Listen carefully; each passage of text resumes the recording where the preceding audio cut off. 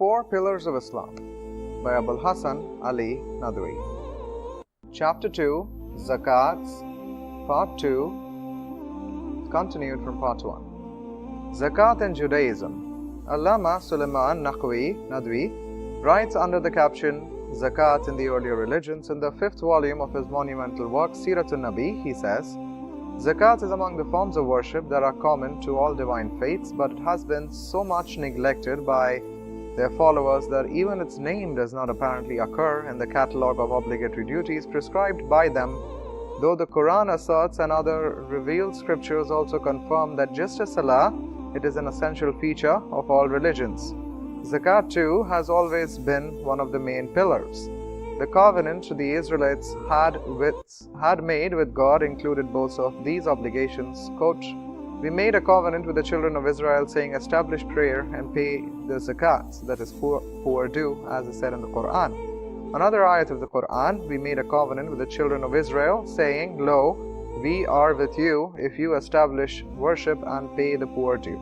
In respect to Prophet Ishmael, it is stated in the Quran, quote, "And we make mention in the scripture of Ishmael, he was a keeper of his promise and he was a messenger of Allah, a prophet.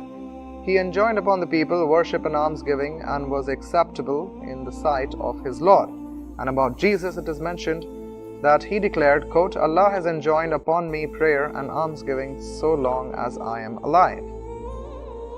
We learn from the Old Testament that the Israelites had to pay 1/10 of their crop for their land and herd of cattle in charity. Those among them who were 20 years old or above were required to make an offering of half a shekel to their Lord. Similarly, at the time of reaping the harvest, it was enjoined upon them not to reap the corners of the fields or to gather the gleanings of their harvest, but to leave them for the poor and the strangers. In practice, it was due every 3 years, and the revenue thus collected was deposited at Jerusalem. 1/8 of it was given to the priests, 1/10 to the Levites, and every 3 years the 10th part was reserved for spending on the pilgrims to Jerusalem. Out of it, food was also distributed to the strangers, the poor, the orphans, and the widows. The cash atonement money of half a shekel was set aside for the service of the people at the congregation and for buying the vessels of the altar. As against the Indian religions, in Judaism, which has been based more or less on the prophetic guidance and thrived under the benign shadow of prophecy for a longer period than the faiths associated with the Aryan race, a greater identity is found with the teachings of Islam on charity and almsgiving. The Jewish scriptures do not extol begging or depending of one's livelihood on charity, but seek to inculcate the qualities of dignity and self-reliance amongst the poor. It is stated by Ben Sira that it is better for a poor man to spend his days in his log cabin than to live comfortably in someone else's house. In the same way, to wander from door to door is declared to be an abomination. Whatever has been said in the Mosaic law about the virtues of charity bears a close resemblance to Islamic precepts. Consideration has been also shown to its human feelings and sentiments. According to Abbott, the obligation of charity is one of the pillars of society. It is further laid down that the poor too should give alms. In the Mosaic legislation, the givers of charity are enjoined to give a tenth of their income, but in no case should they donate more than a 5th part of it, lest the giver himself may be forced by circumstances to be the recipient. The administration has been empowered to intervene in the collection of charity when the situation calls for it. It is set forth in different books that the misers who refuse to give charity or to give it adequately should be compelled to do so, and if necessary the defaulter should be beaten till he is obeying the commandment. Likewise, the kinsmen of the donor have precedence over others in receiving the goods given by him. It reminds us of the prophetic tradition which says, quote, "Let your spending in God's way begin with those who are in your maintenance." In Baba Mizia, it is laid down that the parents come first, then the brothers and sisters, then the poor of one's town, and lastly those living elsewhere. Almsgiving can be given to the Jews and the non-Jews alike. The ransoming of captives is better than the other acts of charity. The poor should never be put to shame by receiving charity. Due regard must be paid to their sentiment. The giving of charity with a bad grace robs the acts of its worship. Encyclopedia of Religion and Ethics go on to say, quote, a highly organized system of poor relief existed in the Talmudic period. Its main feature was the daily distribution of food and weekly dole of money. The funds of both distribution were compulsorily collected by 2 or 3 men of unquestionable probity, and their administration entrusted to 3 others who carefully investigated the merits of the applicants. These were expressly enjoined to perform their duties with all possible consideration for the feelings of the poor. Both the distributors continued to be much later age. The scriptural ordinance was also scrupulously obeyed by the devout Jews in the Middle Ages. Begging was rare in the medieval Jewry, but the practice had greatly increased by the 17th century and speedily grew into an evil. The professional beggar became a familiar and a disagreeable figure in every Jewish community.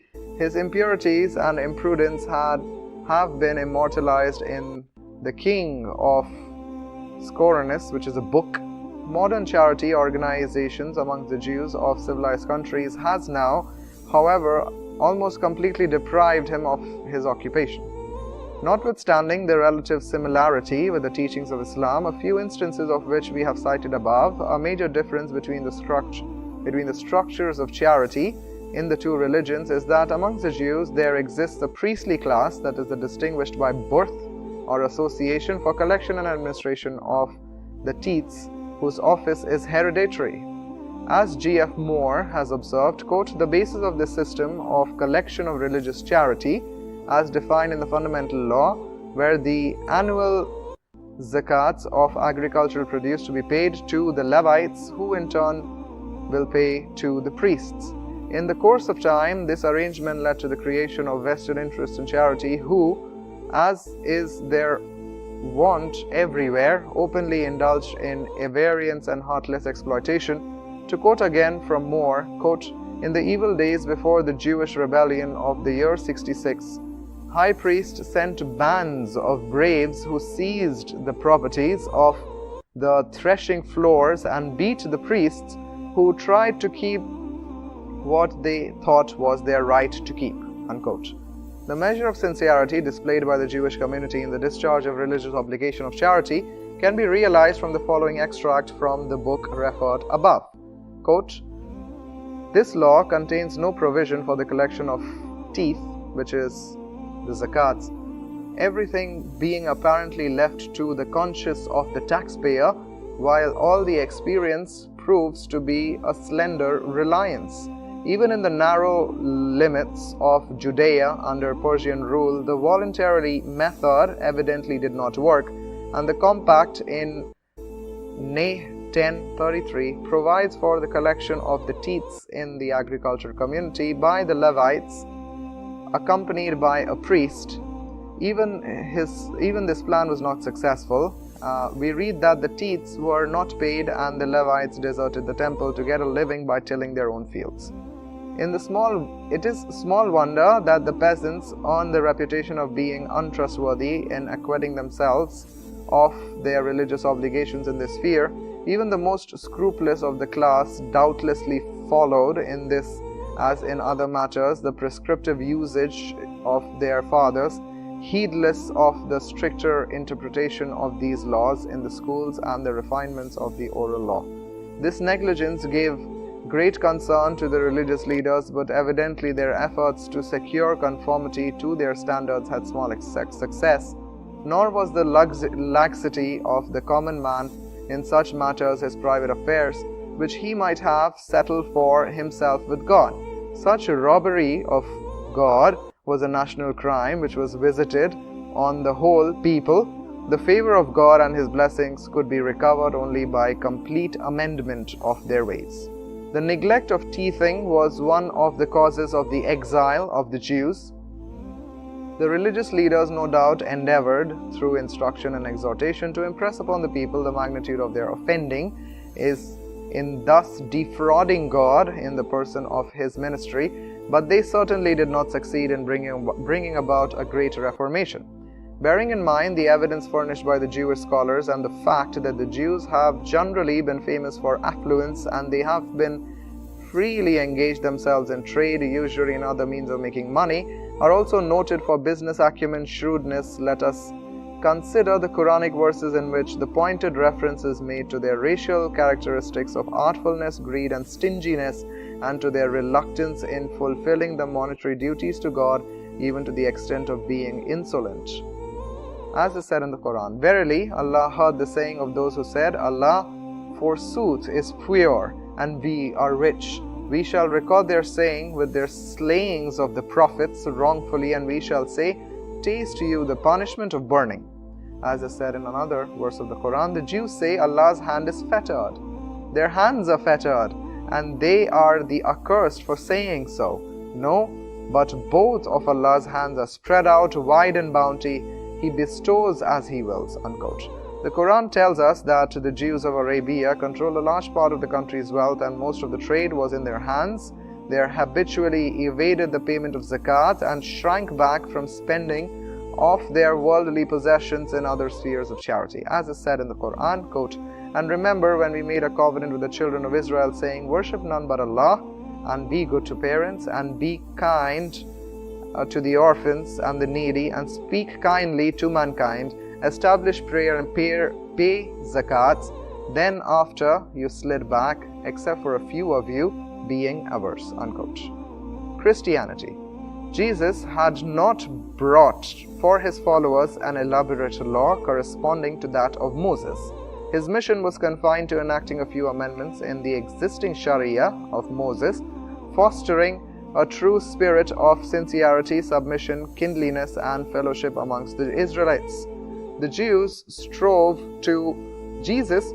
to impart a torch of reality to outward forms of ceremonial as compared to the exaggerated ritualism of the Jews. Like other branches of faith and department of life, He had not prescribed a permanent law or system for charity as one finds in the Torah and the commandments of Musa, that is Moses.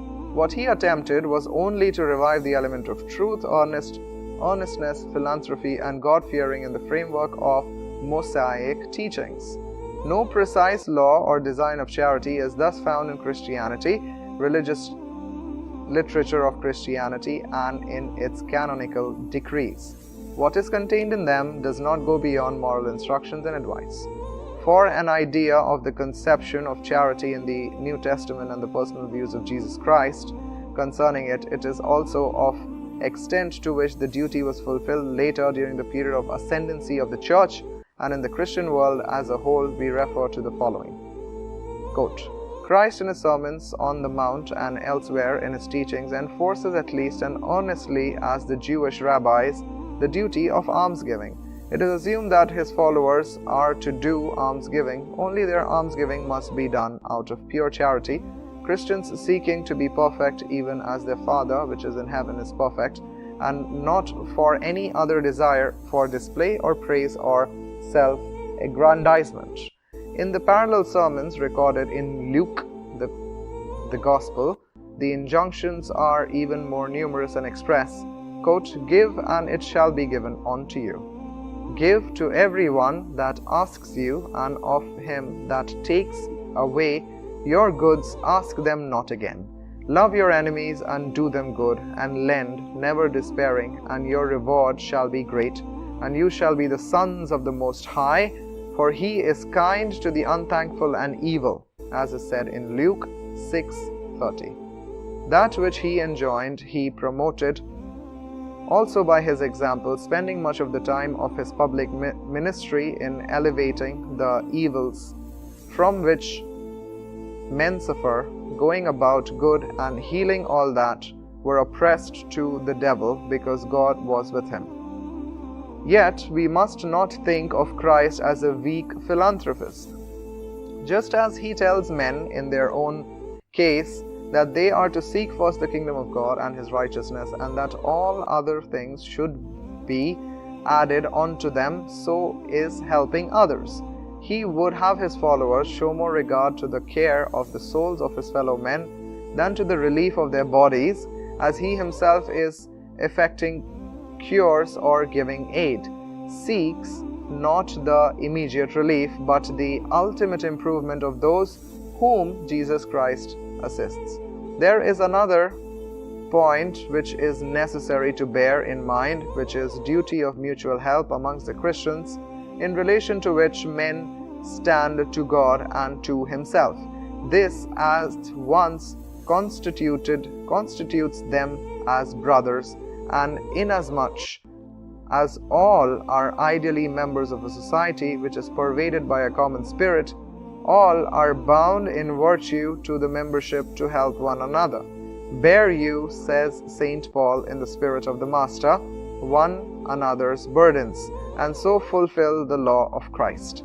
But it is obvious that in so far as benevolence and almsgiving are prompted by such a motive and inspired by such an ideal, boasting or display of any kind would be out of question. Let us turn next to consider how the teachings of Christ and His examples took effect in the conduct and teachings of His earliest disciples. The immediate outpouring of the Spirit which took place in the days of the Pentecost was the establishment of a voluntary self-imposed system of communism, the richer members of the community contributing all and almost all their goods to relieve the necessity of their poor neighbors. Not everyone, it would seem, sold his goods. Those who had more than enough for their own necessities supported themselves, but those who had a very small amount of possessions sold them and used them for a common good. Charity on such a heroic scale as that did not and should not last. The instance of Ananias and Sapphira shows that the spirit which should have prompted it was sometimes counterfeited, and perhaps the evils which are sure to result from supporting people in idleness quickly showed themselves in the church at Jerusalem, as we know from St. Paul's warning that they began to do it in other churches as well. But while the charity of the early days was not continued on the same scale, when the first enthusiasm had passed away, an active and practical and unstinted almsgiving continued for long to be very marked feature of the Christian churches and ultimately of the Christian church. The brothers, when they extended to St. Paul the right hand of fellowship, added the provision that the poor should be remembered, a provision which St. Paul himself was anxious to observe.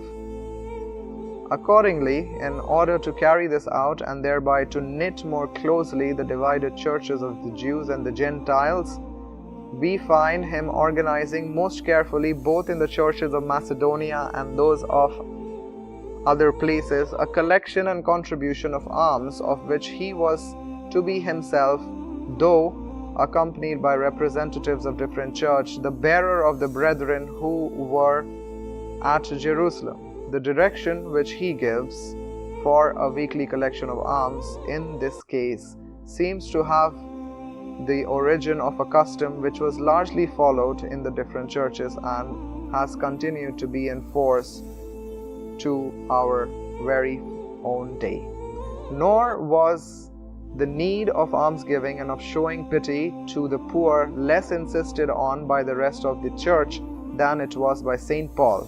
Not only does St. James denounce the strong terms the oppression of the poor by rich, but he sums up the whole of religious service in these words, quote, "Pure religion and undefiled before God and Father is this, to visit the fatherless and the widows in their affliction, and to keep oneself unspotted in the world."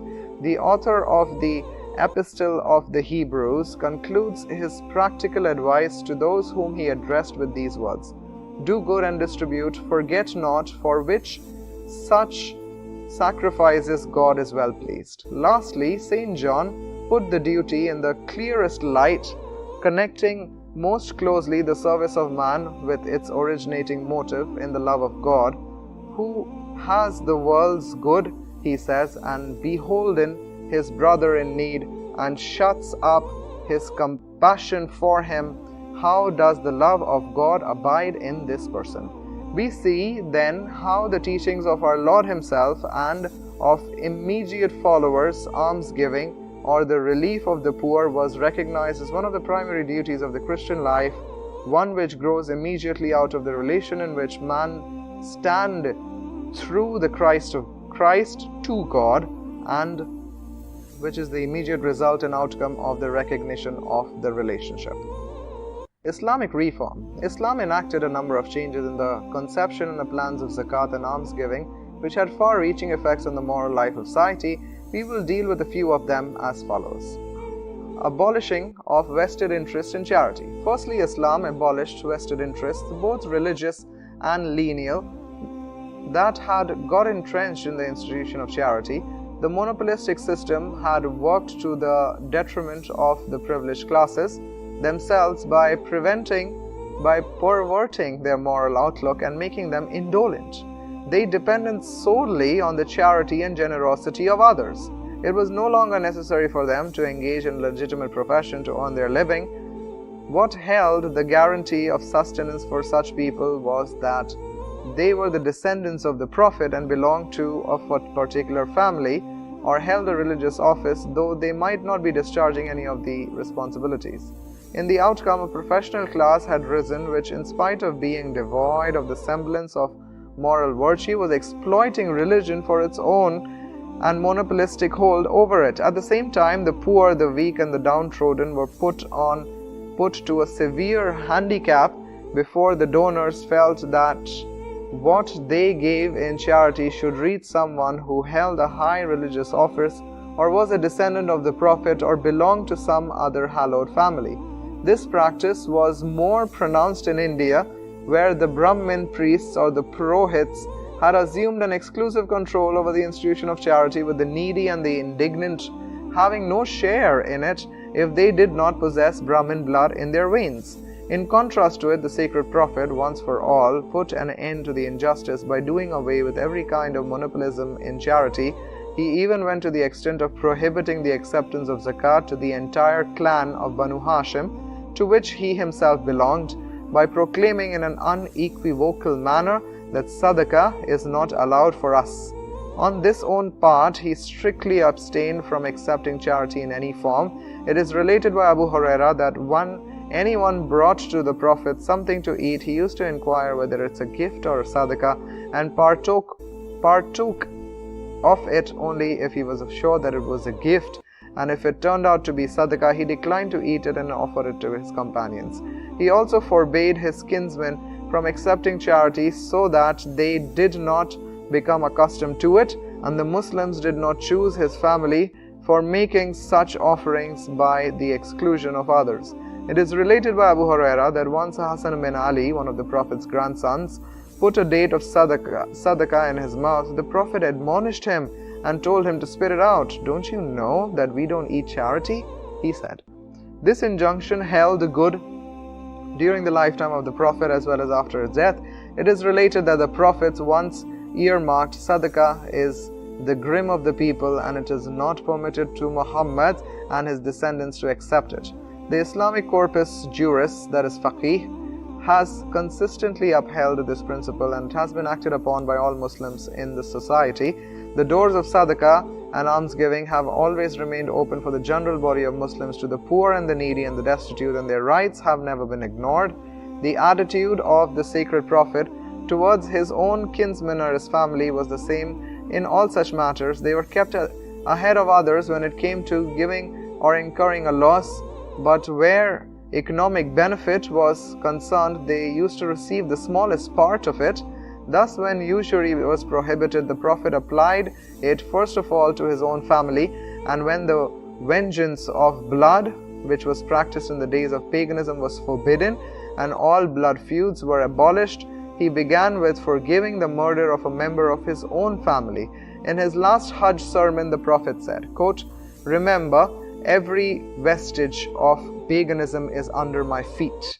This day, the retaliation of all murders committed in the days of ignorance is cancelled, and foremost of all, The murder of Rabi bin Harith is forgiven, who has been sent to the tribe of Banu Sa'd for being nursed and was killed. This day all the sums of interest are remitted, and beginning will be made with the loans of Abbas bin Muttalib. Similarly, when zakat was prescribed, the Holy Prophet prohibited the acceptance of it for his own tribe of Banu Hashim and his family and descendants forever.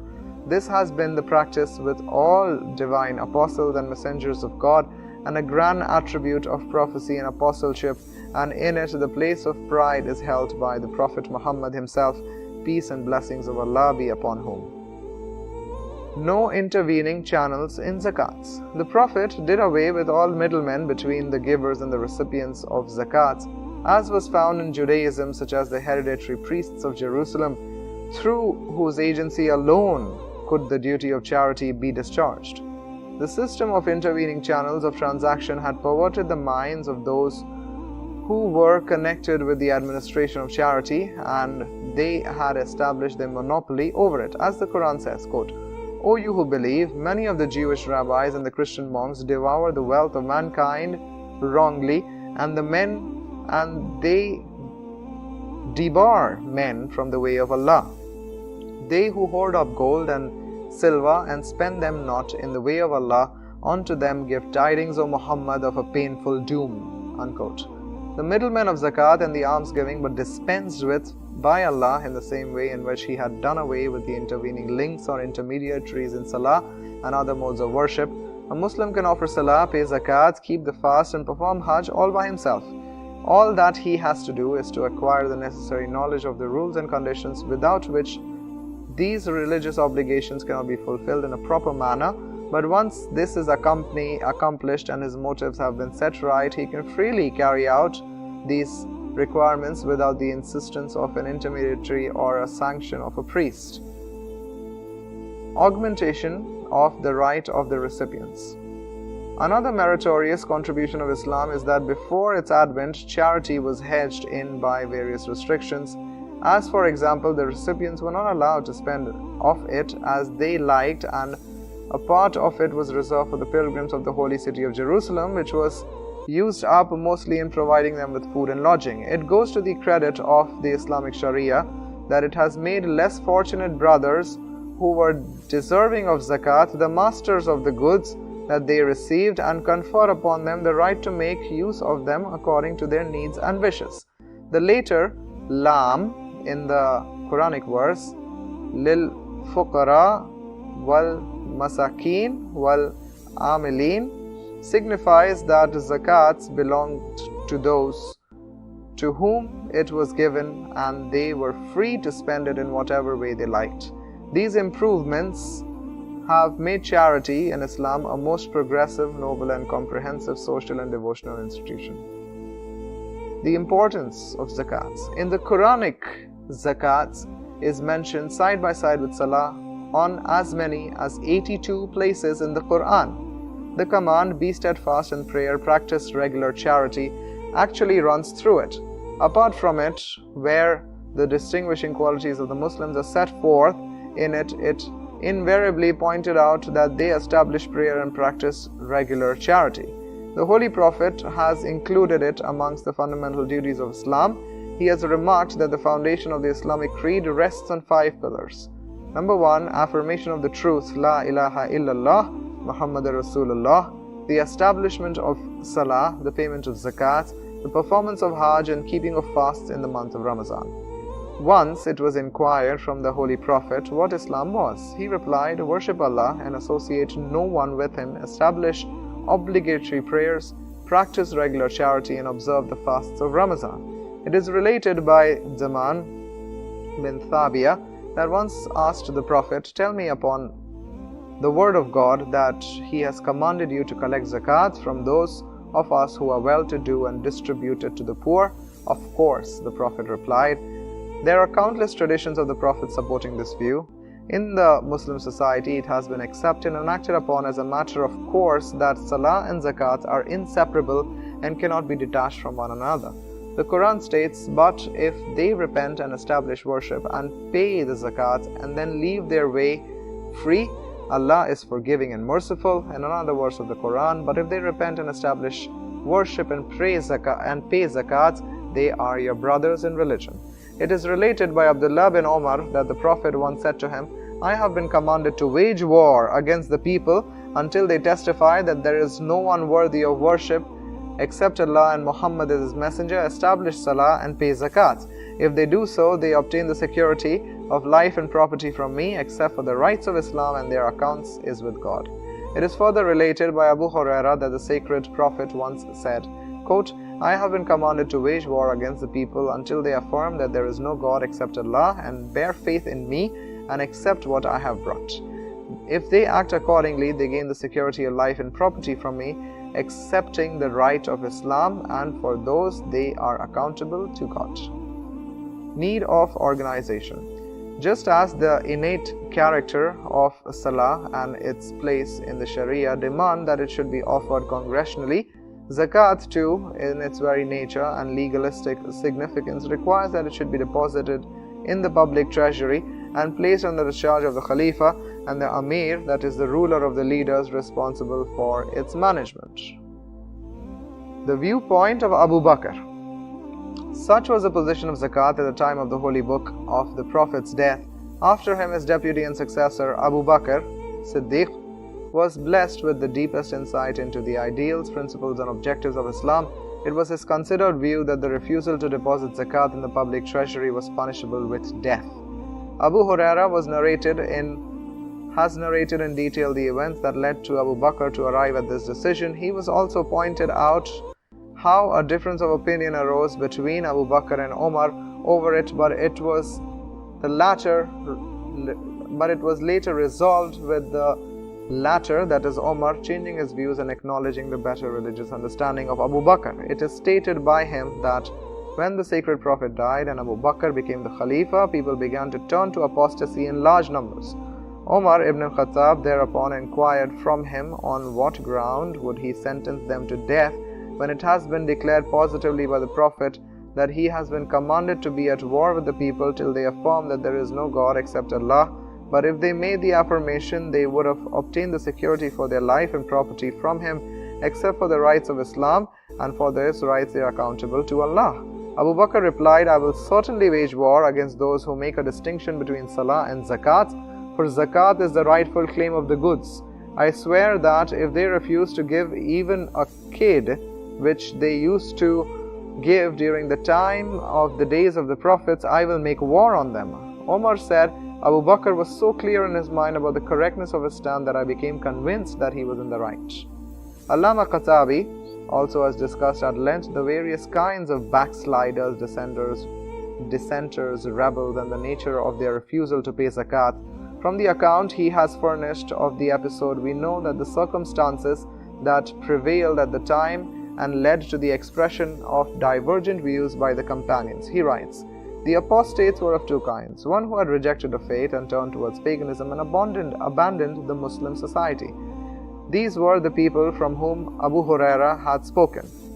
They again were divided into two sects. The first sect supported the cause of the pretenders like Musaylama, the liar, and Aswad Anasi. It followed these were false prophets and who claimed to be prophets. It followed them, and all the people belonging to it renounced the prophethood of Prophet Muhammad. It was against them that Abu Bakr took up arms. Musaylama was killed at Yamana, while Anasi had already been executed at Sana'a. A majority of their followers were slain and the rest were dispersed. The nature of the apostasy of the other sects was that it repudiated the laws of the Sharia and abjured the duties of Salah and Zakat and went back to the life of ignorance.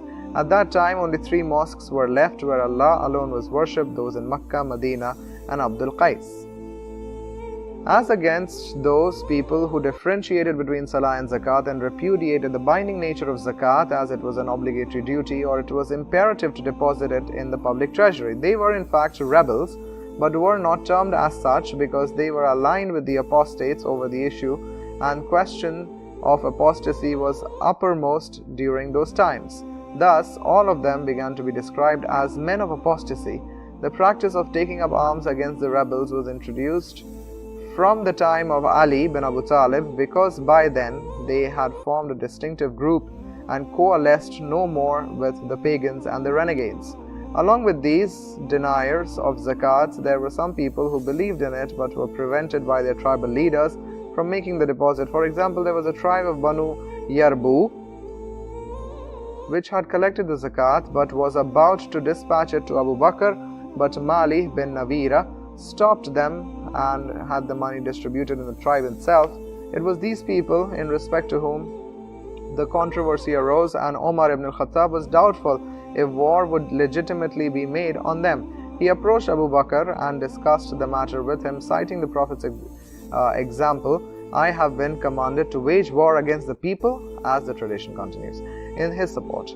But Umar had gone by the letter of the tradition without considering its wider implications.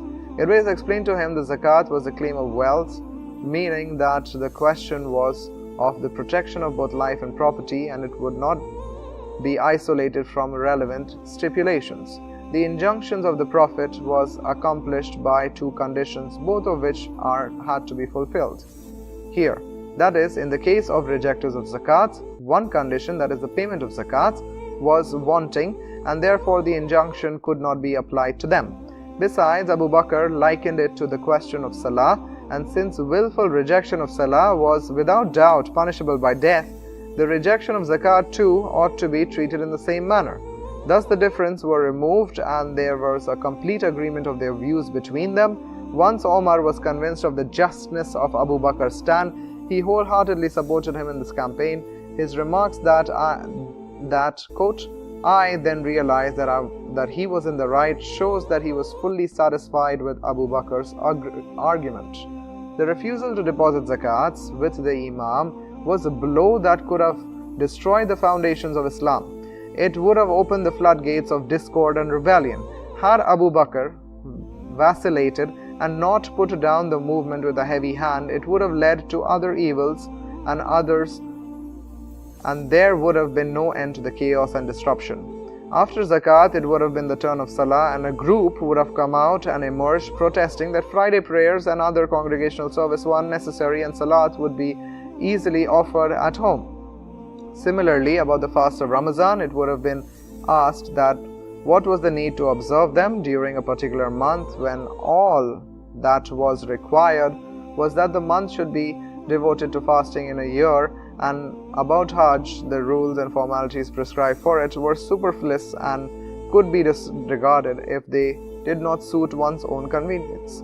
In the end, the institutions of the Caliphate and the Imamate, with which the enforcement of laws and injunctions of Islam and protection of honor was so closely related, it would have been reduced to nothing, and the unity and solidarity of Muslims in Islam would have foundered at that very time, as it came to pass hundreds of years later.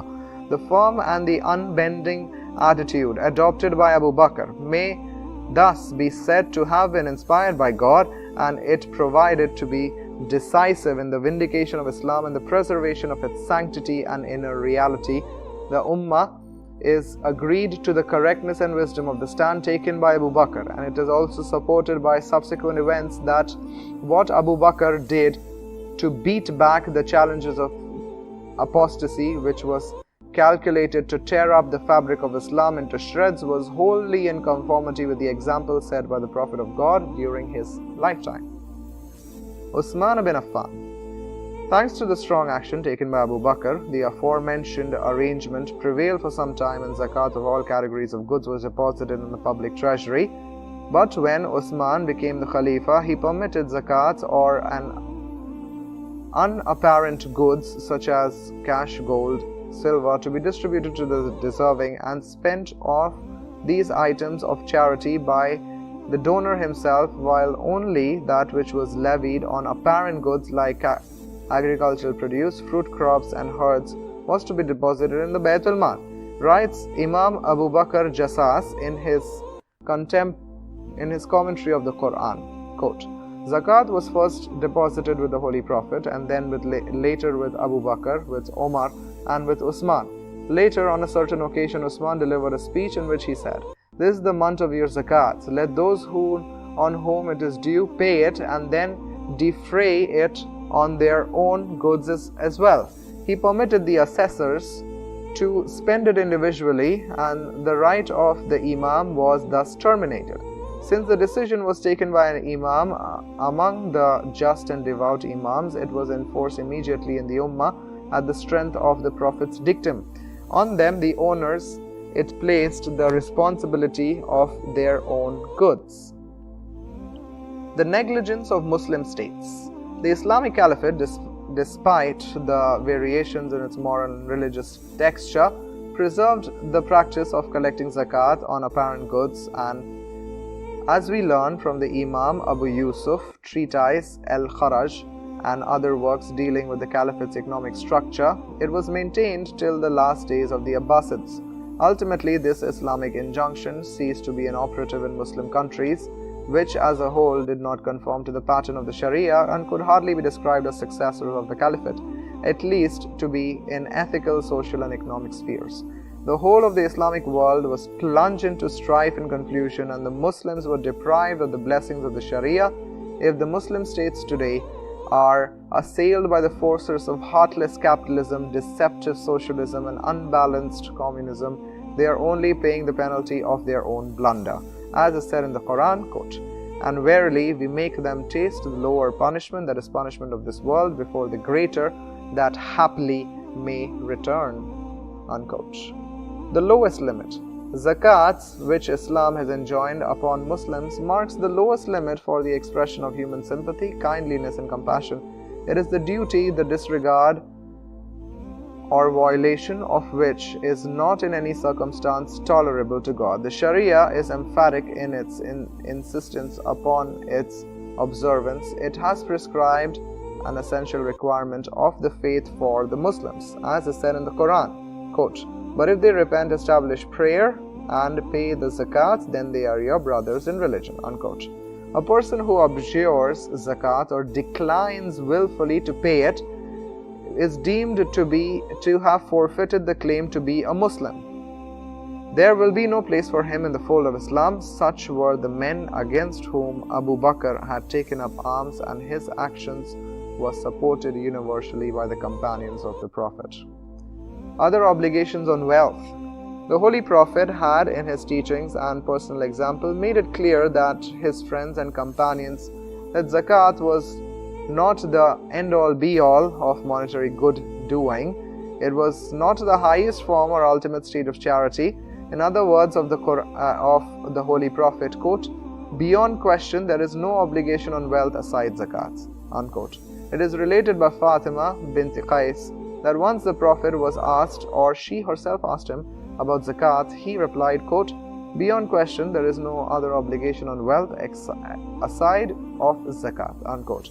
The Prophet then recited the following verse of the Quran, quote, "It is not righteousness that you turn your faces to the east or the west, but righteousness is he who believes in Allah and the last day and the angels and the scriptures and the prophets, and gives his wealth for loan to him, to king folk and to orphans and the needy and the wayfarers and to those who ask, and to set slaves free, and observes proper worship and pays poor due, and those who keep their treaty when they make one, and be patient in tribulation, adversity and times of stress.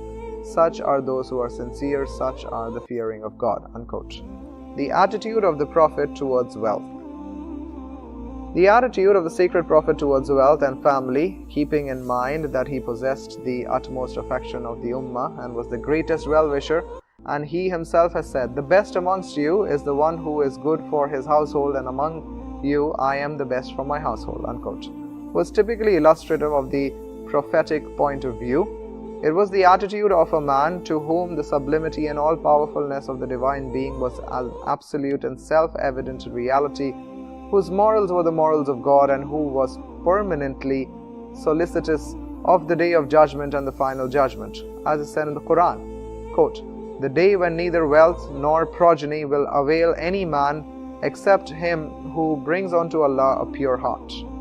The Holy Prophet was more impatient for the hereafter than the bird is for the nest after a whole day's flight. He would exclaim, "O God, there is no joy other than the joy of futurity," unquote.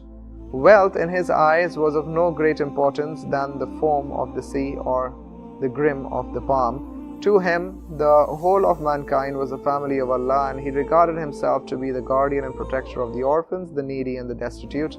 For those he wished ease and comfort, but for his own household he wished poverty and indignance.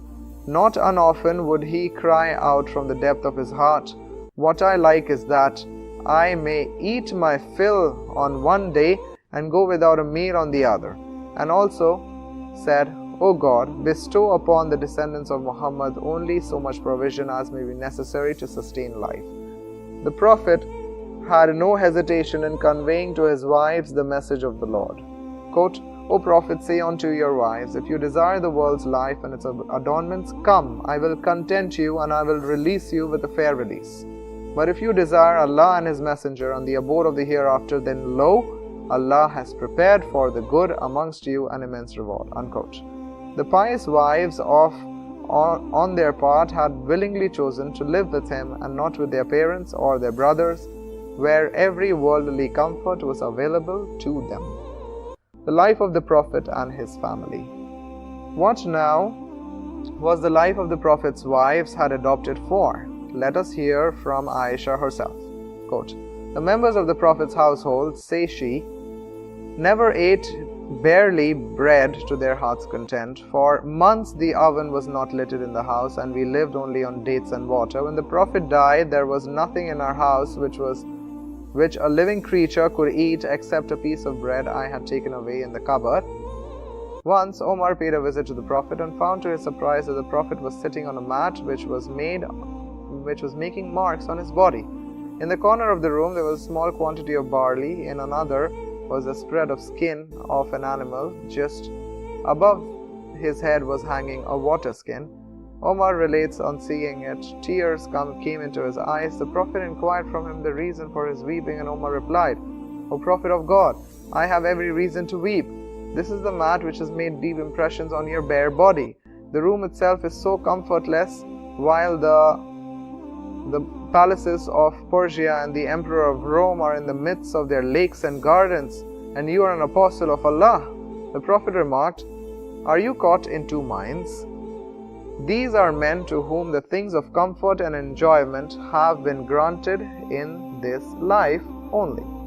Dislike of unnecessary goods. The Prophet did not like, even for a short time, to keep money or provisions in his house in excess of his needs. In the same way, he did not allow the goods of charity, which were the property of the common people, to remain with him for a moment. He would have no peace of mind till they had been given away. It is related by Aisha that I had 6 or 7 dinars during the last illness of the Holy Prophet. The Prophet commanded me to distribute them, but due to his illness I wish I could not find the time for it. Later he asked that I had done with the dinars, and told him that owing to preoccupation with his illness I had forgotten about them.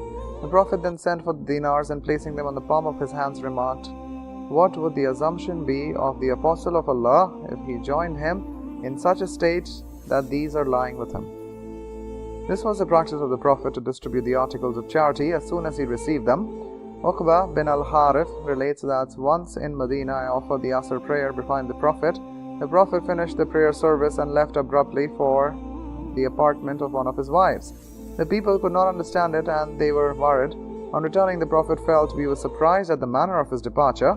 He therefore explained that in the course of the service he had remembered that there was some gold in his house, and he did not like that a night should pass with the metal lying with him. The Prophet guided his companions and the entire Ummah along similar lines, and infused in them the same values of generosity and self-denial. So forcefully and honestly did he exhort the people to practice charity that, as anyone reads the relevant traditions, he begins to doubt if he really has a claim over anything that is in excess of his needs. When we look into ourselves and reflect on the things of comfort and luxury, we freely make use of it in daily life, and we are caught in a curious predicament. Everything seems to be unnecessary, redundant, and superfluous. The costly dresses, the sumptuous food, the luxurious carriages all stand out to be wrong and wasteful, although what the Prophet said appertained only to advice and exhortation, and there is no law against it.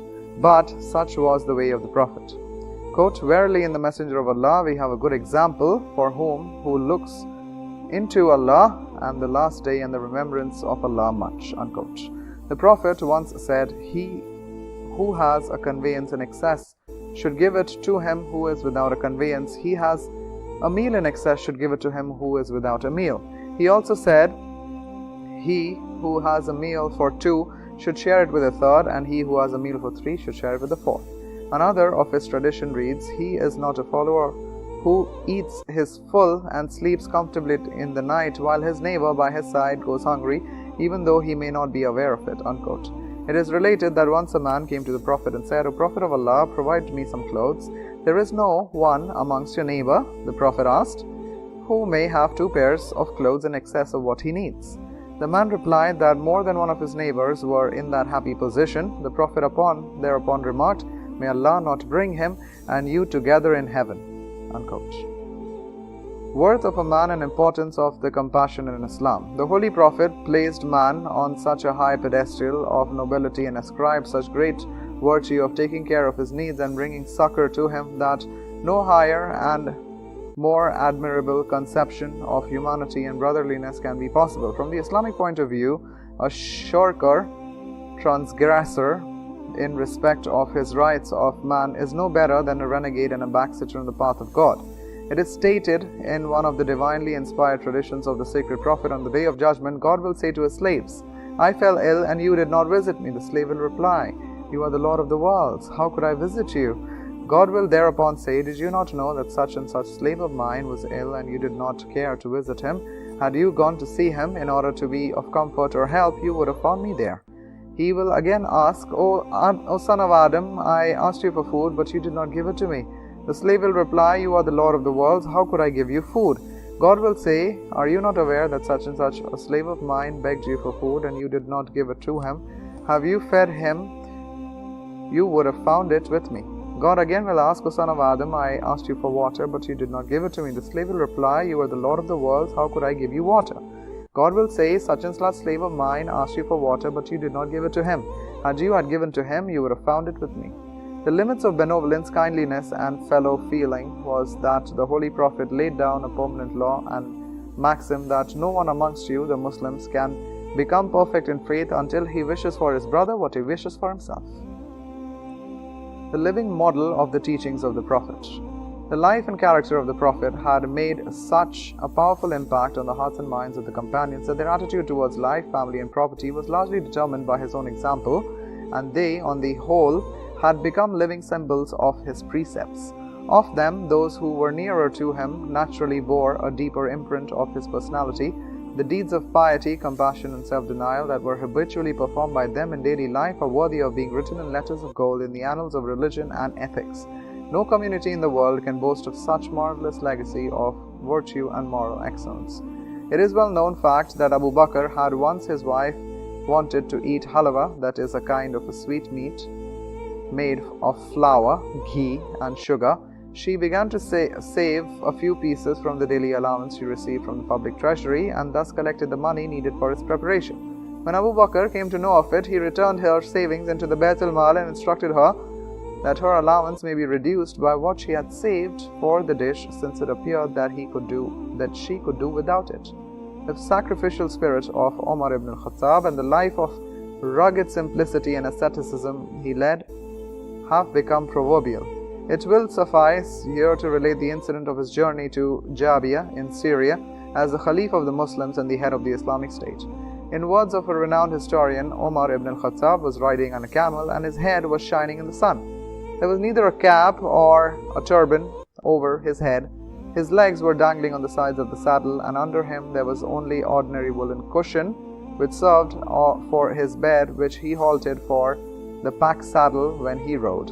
He also carried a bag which was stuffed with cotton wool. He used it as a pouch while he travelled, and a pillow while he rested. His shirt was made of a coarse cloth. It was old and it was torn from one side. Uthman ibn Affan was the wealthiest man amongst his friends. Of him, Shurbil tells that he entertained others on a lavish scale, but he ate only bread and oil himself.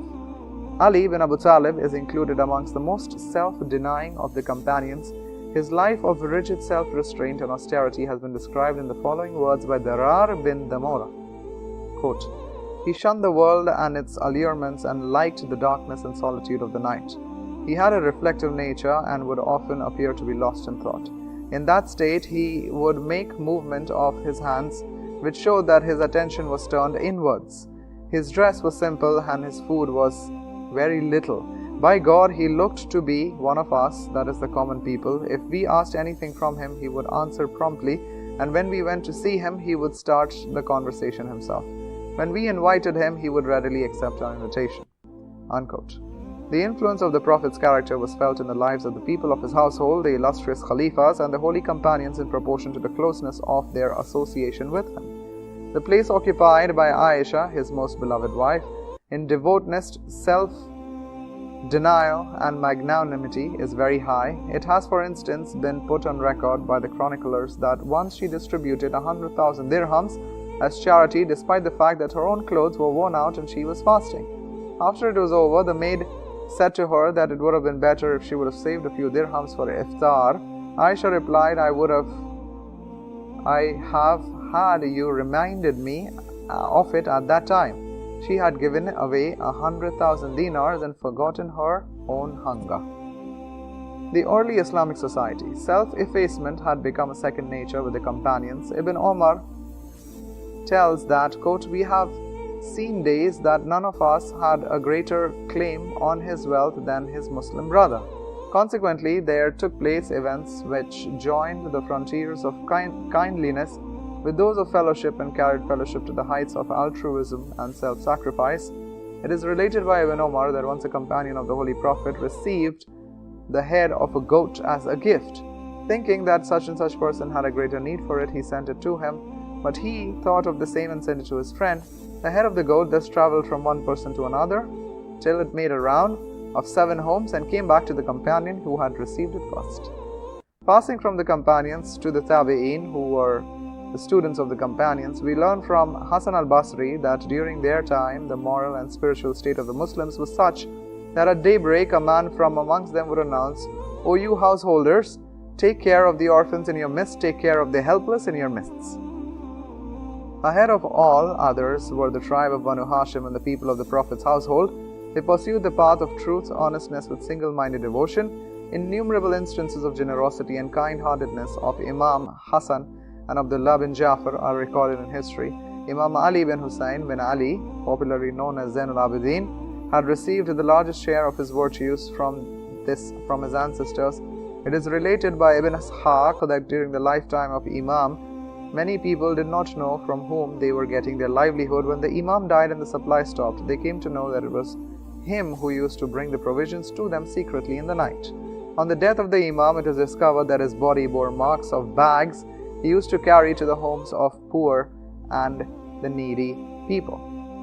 Stray examples. The legacy of generosity, unselfishness was preserved by the Muslims as a sacred trust, and their religious and spiritual leaders functioned in all parts of the world as the most faithful representatives of the glorious way of life.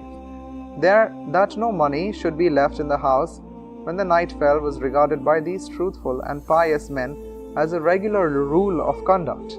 They never failed to place the needs of others above their own needs and to pass on promptly to the poor, the destitute, what they received from the better off members of the society by the way of gift or donations.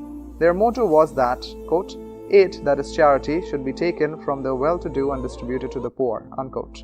Like their hearts, their table spreads too were larger, wider, and more open to the common people than those of the rich men and the noble lords.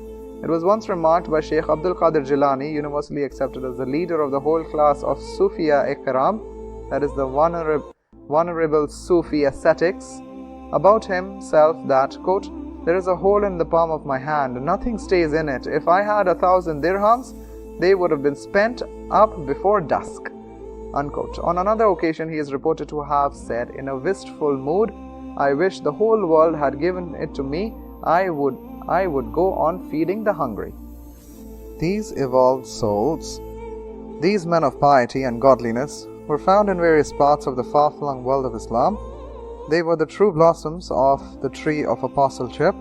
They had sprung from the same godly tree about which it is stated in the Quran, quote, its roots are set firm, its branches are reaching into the heaven, giving its fruits at every season by permission of its Lord, unquote.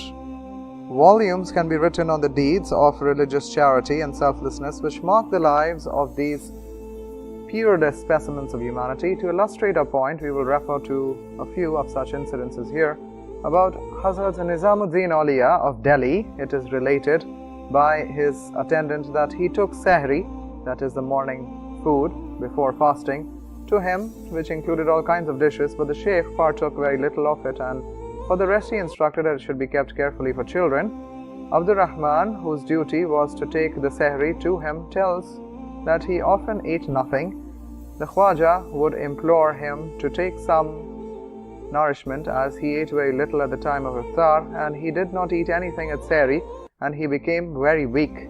Nizamuddin Auliya would burst into tears and say, how many poor and helpless people are lying on the platforms of the mosques without a morsel of food?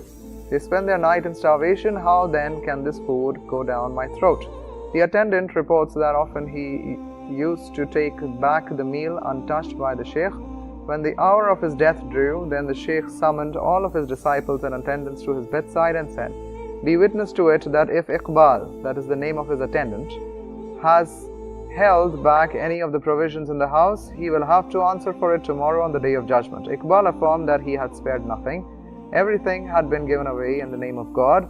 That fine, generous-hearted man really had done so, except for the food grains which could suffice for the needs of the inmates of the Khanaqah, which is the madrasa, for a few days. He had distributed all of that into the house of the poor. Syed Hussain Khirmani reported that the Shaykh that everything had been given away to the needy except for the food grains. The Shaykh was very angry with Iqbal when he came to know of it, and calling him by his side inquired why he had held in reserve the rotten dust, that is the food grains. Then he ordered around him to collect a crowd, and when it gathered, the Shaykh told, go and break the earthen jars in which the grains are stored, take it away and leave nothing. The multitudes made quick work of it, and within a short time the storehouse was empty. We will cite another example of the same way of living from the biography of Sayyid Muhammad Saeed Ambalawi. It is stated by his biographer that once Nawab presented to him a purse of 10,000 rupees, which must have been equivalent to several hundred thousands of rupees today, for the construction of a madrasa. The saint advised him to leave the money and go and have a little rest as the work would commence in the afternoon. After Nawab had retired, he sent the entire amount to widows, orphans and other needy people of Ambala and different parts of Panipat, northern India, through his disciples. When the Nawab returned in the evening and said to the saint, you could have not earned so much of divine reward by the construction of the madrasa as you are earning by serving so many poor and helpless people. On another occasion, Emperor Siyar Nawab and Nawab Abdullah Khan sent him 300,000 rupees with their petition. The divine had all the money distributed amongst the indigent and well-born families of the neighboring towns and villages. It may be said that these were deeds of ascetics who had renounced the world and dwelt on a different plane, well away from the trials and tribulations of the world. What it has to be seen is whether similar instances of unalloyed asceticism, self-sacrifice, were easy to get in other sections of the Muslim society as well. Here too, the verdict of history is in the affirmative, for it is the Islamic society they were found. At every stage, men who conform to the noble standards set by the Holy Prophet in their attitude towards life, worldly possessions, relatives, neighbors, and countrymen. They belong to all classes of people, including kings, noble men, saints and servants. To take up only two examples, one of them is a scholar and the other is a monk from the rulers. Shaykhul Islam Ibn Taymiyyah came first to the mind in the former category of the earnest and deep-hearted Muslims. Those who do not know him well enough are often inclined to imagine that he was a dry, cold-blooded theologian who had very little regard for human emotions, but his contemporary Hafiz Ibn Faizuddin al-Umri writes that heaps of gold, silver and other goods would come to him, and he distributed them all, but nothing was left. If he had laid aside anything, it was only with the objective of giving it to some other people. His generosity knew no bounds, and sometimes, when there was nothing to give, he would hand over the clothes that he was wearing to the poor.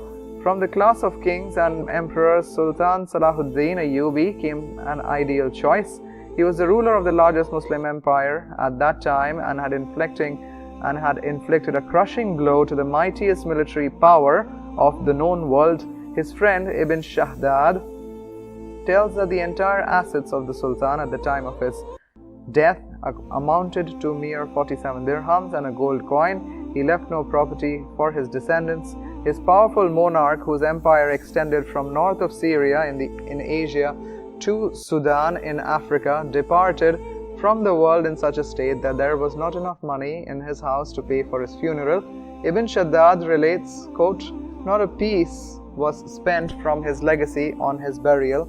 Everything had to be borrowed, even the bundles of straw for the grave.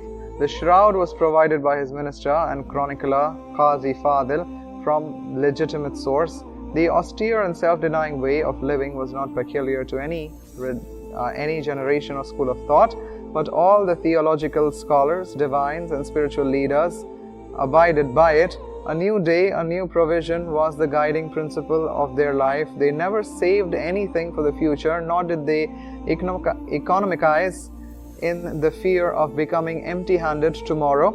This is not a romantic tale of the bygone days. Even today, there are men of religion and spirituality amongst the Muslims who do not like anything in excess of their requirements should remain with them which might be needed by someone, or that night should pass with the money lying with them that was above their need. It is not due to the philosophy of mortification or renunciation of the world, or motivated by the desire to interfere with the divine scheme of things, or to create hardship where God had provided ease, and to forbid and disallow what has been declared by God to be lawful and legitimate. These men of God also do not take to this path because of any constraint. They are inspired solely by the fear of the divine reckoning on the day of judgment. They are inspired by the love of mankind and by the eagerness to take after the confirmed practices of the Holy Prophet and to follow in his footsteps, not only in charity and sacrifice, but in all good and virtuous deeds.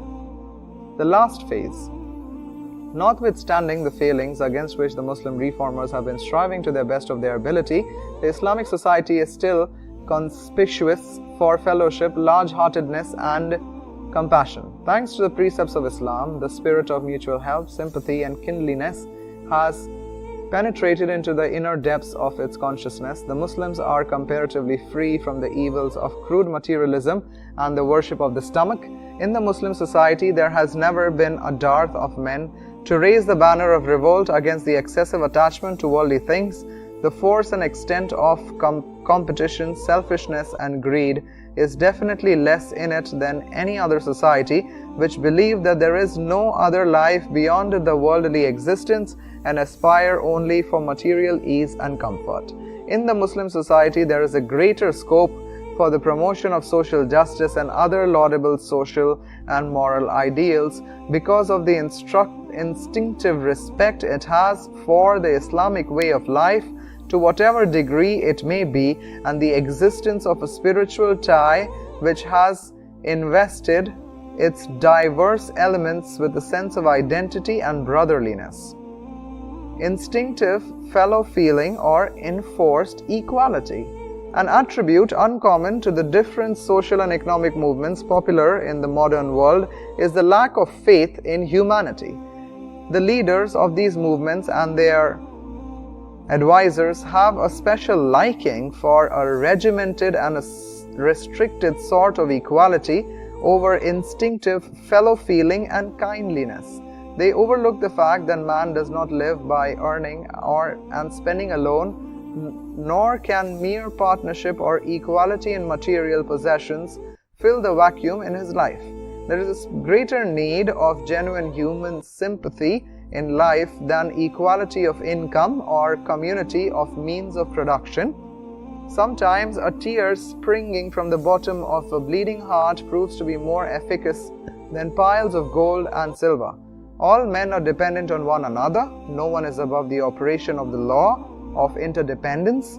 What, however, is needed for sharing each other's grief is a genuine warmth of feeling and mildness of temperament. If this is kept in mind, the teachings of the sacred prophet will seem to include all the different aspects of sympathy and fellowship. Speaking of the various kinds of charity and good doing, the prophet once said, "Your doing justice between two people is charity. Your helping a man to mount a horse is charity. Your lifting up of luggage and putting it on the mount or vehicle is charity. Your saying a good thing is charity. Your taking a step towards salah is charity. And your removing an obstacle from the road is charity." It is related that the prophet once said, "The distressed should help the needy." One being asked what should one do if one was not in a position to help the needy, the prophet replied, "Enjoin what is good." The companion again asked, "What if there are too many? What if it is too may not be possible?" This may not be possible. The prophet remarked, "Abstain from evil. This is also charity." It is related that the prophet once remarked, "Your lending a helping hand to anyone engaged in work or enabling a clumsy worker to do his job properly is also charity." On being inquired what should a person do if he was too weak to render such a service, the prophet replied, "Let people remain safe from your mischief. That will be charity on your ego." Yet another tradition of the prophet reads, quote, "Your smiling in your brother's face is charity. Your bidding what is good is charity. Your forbidding what is wrong is charity. Your putting a man who has lost his way on the right path is charity. Your assisting a man who has a defect in his eye is charity for you. Your removing a stone or a thorn from the road is charity for you. And your emptying a bucket into the bucket of your brother is charity for you." The preference accorded to enforced equality over natural kindliness and fellow feeling has resulted in the establishment in most of the countries in the world a society that has given a decidedly commercial orientation to human personality. It is a narrow and selfish and mechanical society in which one's life or honor is secure. A cutthroat competition is going on in it all the time, with people plotting to bring down one another through deceit, forgery and spying. A sense of responsibility and keenness to perform one's duty to the best of one's ability has disappeared. People behave like stray cattle whose sole objective in life is to roam about and feed upon whatever falls in their reach. Every kind of responsibility has been thrown upon the state.